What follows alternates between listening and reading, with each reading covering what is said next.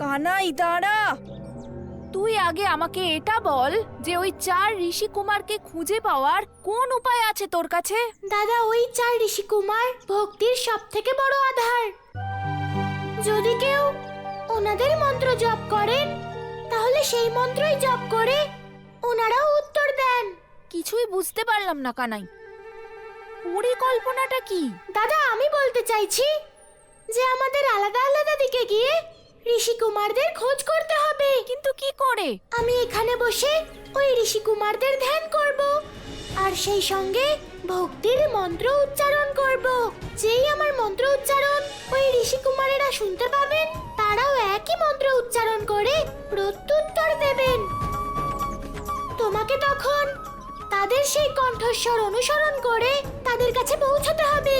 ওনাদের খুঁজে পাওয়ার এই একটাই পথ আছে। যদি তোর বুদ্ধি আর আমার শক্তি একসঙ্গে মিলিত হয়, তাহলে সংসারে এমন কোনো কাজ নেই যা আমাদের পক্ষে সম্ভব নয়। তুই মন্ত্র জপ কর আর আমি তোর এই মন্ত্রের প্রত্যুত্তরের ধ্বনি শোনার চেষ্টা করব। ঠিক আছে দাদা।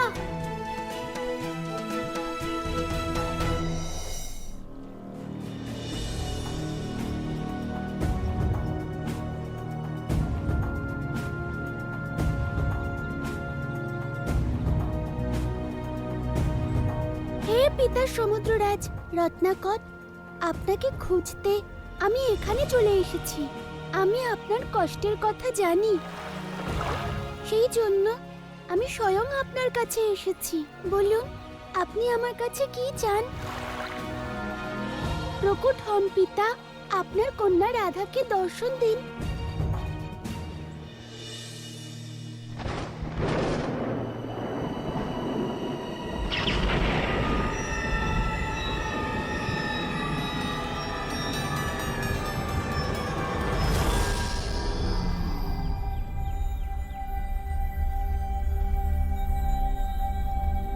রাধামা, কখন থেকে তোমার অপেক্ষায় আছি। আমি অত্যন্ত আনন্দিত যে তুমি তোমার পিতার সম্মানের জন্য এখানে এসেছো। আমি আসবো না কেন? আপনি আমার পূর্বজন্মের পিতা। আর একজন পিতা তার কন্যাকে ডাকলে সে যদি না আসে তাহলে সেটা ঠিক হবে না। বলুন, আমি আপনার জন্য কি করতে পারি পিতা? মাগো, এসেই যখন পড়েছ তখন দেবতাদের থেকে গৌরবশালী অতীত আমি পুনরায় প্রাপ্ত করতে পারবো। সকল রত্ন, মণিমাণিক্য, অমৃত যা এককালে আমার অধিকারে ছিল, তুমি ফিরে এলে পুনরায় তা ফিরে পাবো। না পিতা, অতীত অতীত হয়, তা কখনো বর্তমান হতে পারে আর না ভবিষ্যৎ। এসব তুমি কি বলছো? এই কথার অর্থ কি? আমি জানি পিতা, এসব আপনি মন থেকে বলছেন না, বরং অধার্মিক কংসের দ্বারা প্রভাবিত হয়ে বলছেন।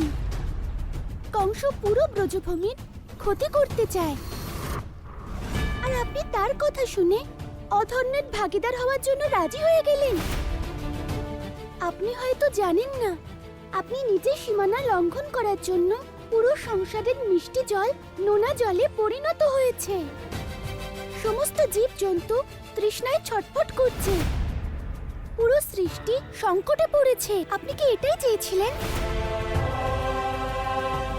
দেখো রাধামা, আমি শুধু এটুকুই জানি, যখন সমস্ত রত্ন, মণিমাণিক্য, অমৃত আর যা যা শ্রেষ্ঠ সম্পত্তি আমার কাছে ছিল, তখন সমগ্র সংসার আমার সামনে নত হতো, আমাকে সম্মান করত। কিন্তু আমাকে মথিত করে দেবতাগণ সকল সম্পত্তি ছিনিয়ে নিয়েছে। আর এখন আমি একদম একাকী, নির্ধন, বিস্মৃত জীবনযাপন করছি। সংসার ভুলে গেছে রত্নাকরকে। এখন আমি নোনা জলের এক বিশাল কুণ্ড মাত্র, যার কাছে ভুলেও কেউ আসতে চায় না। আজ কেউ আমাকে সম্মান করে না। ওই হারানো সম্মান আমি ফিরে পেতে চাই, আর সেটা তখনই সম্ভব হবে যখন আমি আমার ওই হারানো সম্পত্তি ফিরে পাব।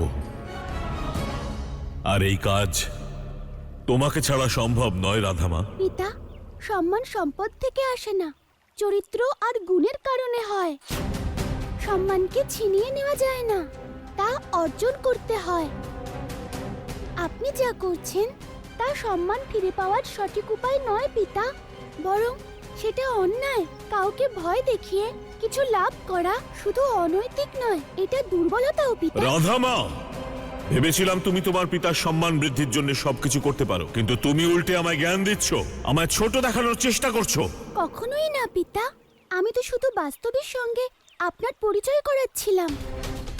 আপনার এই কষ্ট শুধু আপনার নয়, কংস এই ভ্রম আপনার মনের মধ্যে ছড়িয়ে দিয়েছে।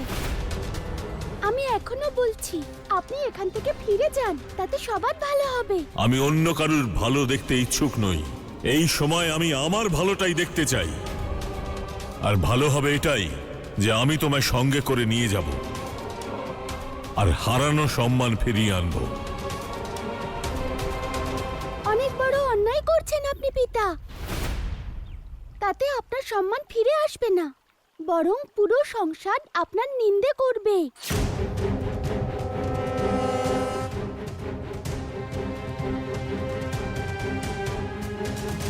ছেড়ে দিন আমাকে পিতা।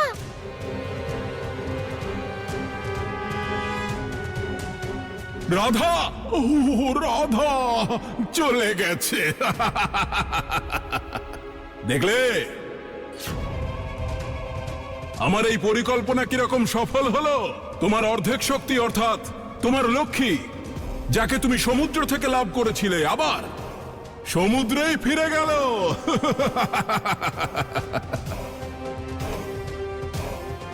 আরে ভগবান, বৈকুণ্ঠ থরথর করে কাঁপছে। আরে বিষ্ণুর সুখনিদ্রা, সুখনিদ্রা, সুখনিদ্রা ছিনিয়ে নিয়েছেন আপনি। এবার বলো, কি করবে তুমি? তুমি আর তোমার লক্ষ্মী ধরিত্রীতে ধর্ম স্থাপনের জন্য অবতীর্ণ হয়েছিলে। এবার চোখ খুলে দেখো, দেখো তোমার পরম লীলার পরম সর্বনাশ করে দিয়েছি আমি। ছলনার সঙ্গে ভগবান। এখন অসহায় তুমি, কিচ্ছু করতে পারবে না, কারণ তোমার শক্তিকেই তোমার থেকে পৃথক করে দিয়েছি। লক্ষ্মীকে ছাড়া কে তুমি? একজন সামান্য দেবতা। এবার রাধা সমুদ্র থেকে ফিরেও আসবে না, আর তোমার কোনো অস্তিত্বও থাকবে না এই সংসারে। এবার বলো, কিভাবে বাঁচাবে তোমার ধর্মকে ভগবান কংসের অধর্মের হাত থেকে?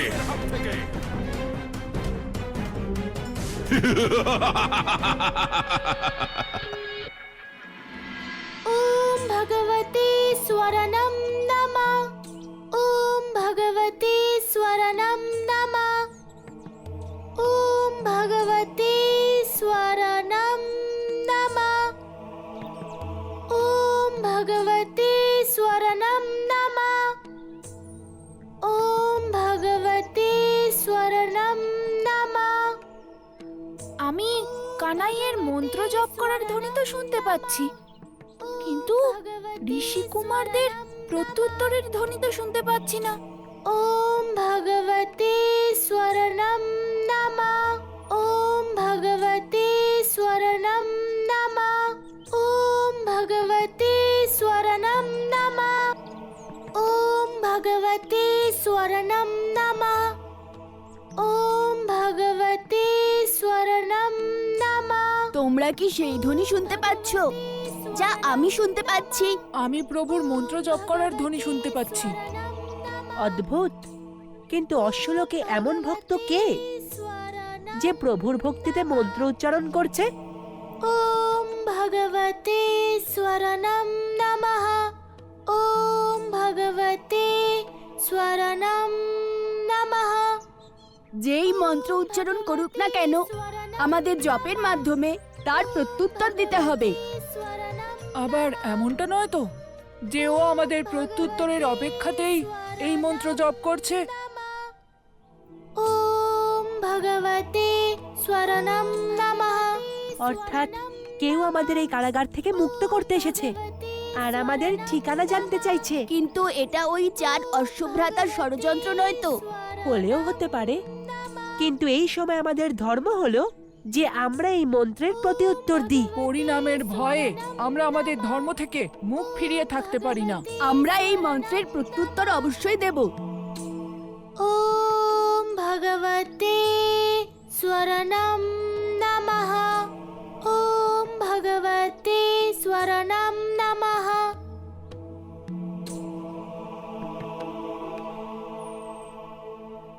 আমার ধৈর্যের বাঁধ ভেঙে যাচ্ছে। মনে হচ্ছে আমি কানাইয়ের বুদ্ধির একটু বেশি প্রশংসা করে ফেলেছি। সময় এখন খুব কম। আমি কানাইয়ের কাছেই ফিরে যাই। অন্য কোনো পরিকল্পনা করতে হবে। ওম ভগবতে শরণম নমঃ। ওম ভগবতে শরণম নমঃ। এ কাদের কণ্ঠস্বর? ওম ভগবতে শরণম নমঃ। ওম ভগবতে শরণম নমঃ।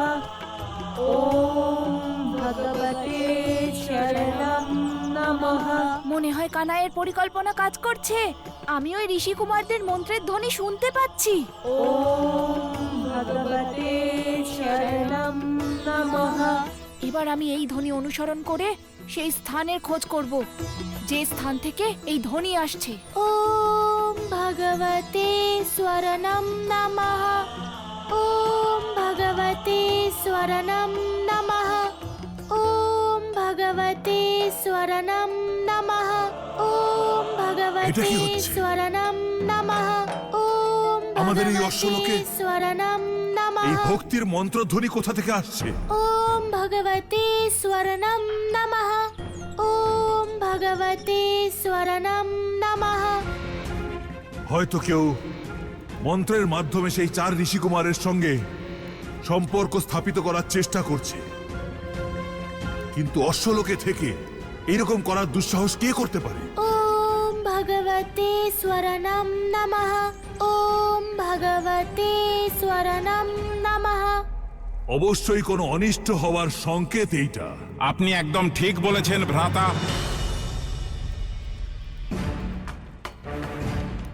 তার মানে কিছুক্ষণ আগেই আমরা এই অশ্বলোকে মানুষের গন্ধ পেয়েছি। মানুষ আর অশ্বলোকে? অসম্ভব। মেঘপুষ্প ঠিকই বলেছে জ্যেষ্ঠ ভ্রাতা। আমরা দেবতাদের ক্ষমতা কেড়ে নিতে চেয়েছি, কিন্তু দেবতারা এত সহজে হার মেনে নেবে না। আমার তো মনে হচ্ছে অবশ্যই দেবতারা কোনো ষড়যন্ত্র করেছে আমাদের বিরুদ্ধে। যদি এমনটাই হয়ে থাকে, তাহলে এই ষড়যন্ত্রের বড় মূল্য দিতে হবে ওই দেবতাদের। দেবতাদের সঙ্গে তো আমরা ভবিষ্যতে প্রতিশোধ নেব, কিন্তু অশ্বলোকে আসা এই সমস্যাকে সমূলে বিনষ্ট করতে হবে। তুমি ঠিকই বলছো ভ্রাতা। আমাদের এক্ষুনি পুরো ঘটনার নিরীক্ষণ করতে যেতে হবে। চলো ভ্রাতা। হ্যাঁ, ওম ভগবতে স্বরণম নমঃ। ওম ভগবতে স্বরণম নমঃ। ওম ভগবতে শরণম নমঃ। ওম ভগবতে শরণম নমঃ। ওম ভগবতে শরণম নমঃ। এখান থেকে আমি এখন কোন দিকে যাব? ওম ভগবতে স্বর্ণম নমঃ। ওম ভগবতে শরণম নমঃ। ধ্বনি কোন দিক থেকে আসছে? আমি তো কিছুই বুঝতে পারছি না। নমঃ। ওম ভগবতে শরণম নমঃ। মনে হচ্ছে মন্ত্রের ধ্বনি এই গুহা থেকেই আসছে। আমি নিশ্চিত ওই ঋষিপুত্রেরা অবশ্যই এই গুহাতেই আছে। ওম ভগবতে শরণম নমঃ। ওম ভগবতে শরণম নমঃ।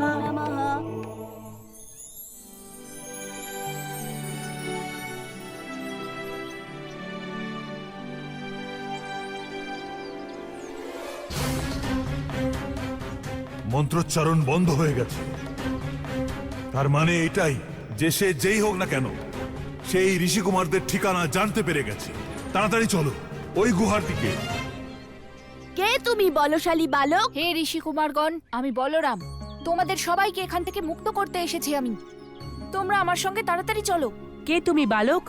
আর আমাদের মুক্ত করতে কেন এসেছো?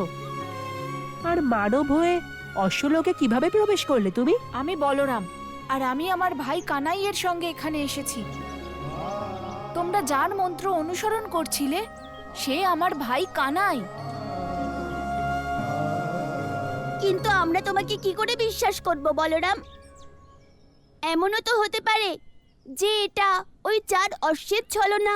এটা কোনো ছলনা নয়, আমি সত্যি বলছি। আমি আর কানাই এখানে বালাহক আর ওর ভাইদের নিতে এসেছিলাম, কিন্তু যখন আমরা দেখলাম তোমরা সংকটে আছো, তখন আমরা তোমাদের মুক্ত করতে এলাম। তোমরা তাড়াতাড়ি চলো আমার সঙ্গে, না হলে বালাহক আর ওর ভাইরা এক্ষুনি চলে আসবে। চলো।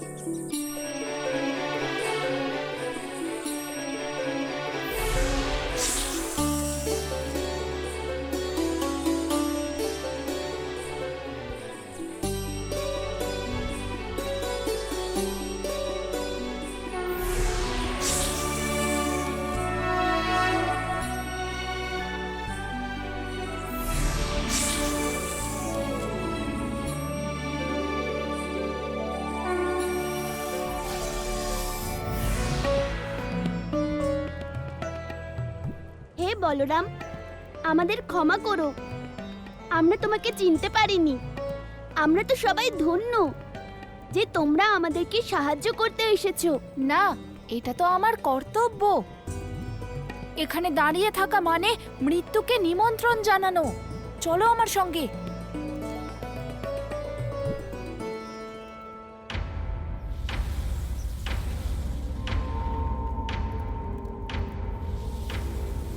এ কি, যে ভয় পেয়েছিলাম তাই হলো। কার এত দুঃসাহস যে অশ্বলোকে প্রবেশ করে আমাদের যুদ্ধের আহ্বান জানায়? খুঁজে বার করো ওদের। তোমরা আমাকে ওদিকে খুঁজছো, আর আমি এখানে দাঁড়িয়ে আছি।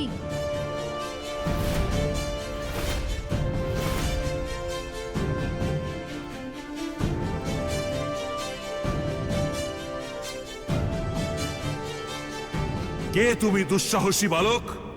আর আমাদের এই অশ্বলোকে কি করছো? এই চারজন ঋষিকে আমাদের হাতে তুলে দাও, না হলে তোমাকে এমন মৃত্যু দেওয়া হবে যা তুমি কল্পনাও করতে পারছো না। হে দুরাচারী, তোমার সামনে বলরাম দাঁড়িয়ে আছে। আমি এখানে সেই অধর্মের বিনাশ করতে এসেছি যা তুমি এই ঋষি কুমারদের অপহরণ করে করেছো। এ আমি কি শুনছি? একটা ছোট্ট নির্বোধ বালক সে যুদ্ধের আহ্বান জানাচ্ছে এই শক্তিশালী বালককে। নিজের শক্তি নিয়ে এই অহংকারী তোমার পতনের কারণ হবে বালাহক। এখনো সময় আছে, ধর্মের পথে ফিরে এসো, না হলে তোমায় ভয়ঙ্কর শাস্তি পেতে হবে আমার এই হাতেই। হয়েছে, অনেক হয়েছে। এবার আমিও দেখব যে তুমি আমার ক্রোধ থেকে কি করে বাঁচতে পারো। বলরাম, এ তুমি কি করছো? তুমি একা ওদের সঙ্গে যুদ্ধ করতে পারবে না, কারণ এটা অশ্বলোক। এখানে তোমার শক্তি কাজ করবে না। ওদের স্থানে এসে ওদের পরাজিত করা অসম্ভব। পরাজিত কে করতে চাইছে ঋষি কুমার? আমি তো শুধু ওদের আটকাতে চাই। উয়া! উয়া!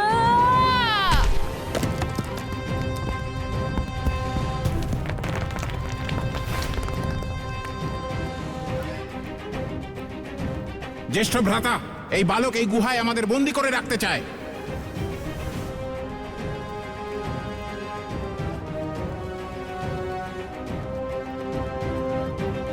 হে ঋষি কুমার, এরা তাড়াতাড়ি চলো আমার সঙ্গে।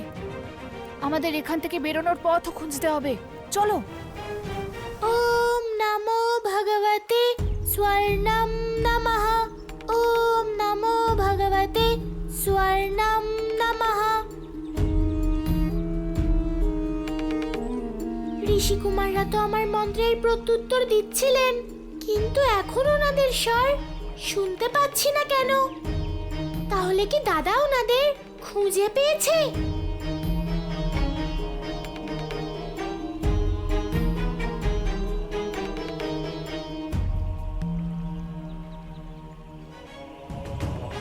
এ কেমন চক্রব্যূহ? সব পথ একই রকম মনে হচ্ছে। এখন কোন দিকে যাওয়া ঠিক হবে? এখানে পৌঁছেছো যখন, সামনের পথও খুঁজে পাবে।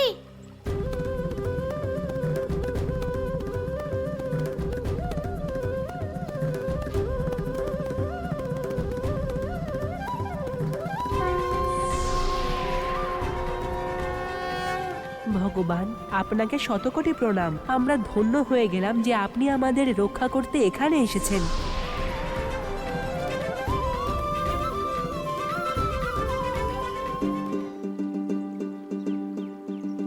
চলো দাদা, আমরা একসঙ্গে পথ খুঁজি।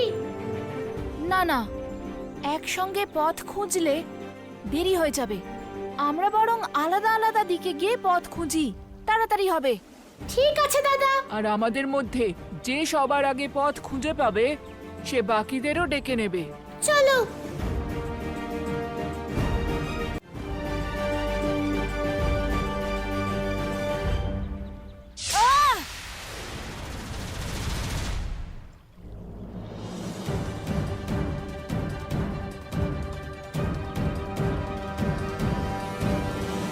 চলো চলো ওইদিকে দেখি। কানাই, আমরা সব জায়গায় দেখেছি কিন্তু কোনো পথ খুঁজে পাইনি। তুই কি কোনো পথ পেলি?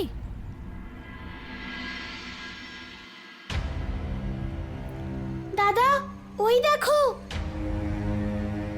তোমার মনে হচ্ছে না যে ওই পর্বত কারোর পথ আটকানোর জন্য রাখা হয়েছে? কানাই, তোর অনুমান সঠিক মনে হচ্ছে, কিন্তু যদি আমরা সবাই মিলে ওই পর্বতকে সরাতে চাই তাহলেও আমরা পারবো না।